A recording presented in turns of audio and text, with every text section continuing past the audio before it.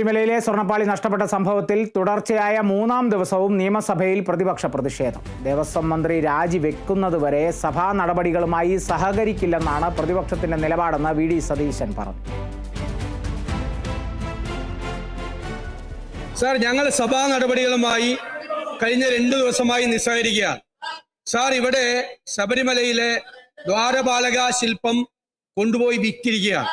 Sir, അതോടൊപ്പം ശബരിമലയിലെ കട്ടളപ്പടി കൂടി കടത്തിയിരിക്കുകയാണ് എന്നുള്ള ഗുരുതരമായ ആരോപണമാണ് വന്നിരിക്കുന്നത്. സാർ, അതുകൊണ്ട് ദേവസ്വം മന്ത്രി രാജിവെക്കുകയും ദേവസ്വം ബോർഡ് അംഗങ്ങളെ പുറത്താക്കുന്നതും വരെ ഞങ്ങൾ സഭയുമായി സഹകരിക്കാനാണ് ഞങ്ങളുടെ തീരുമാനം.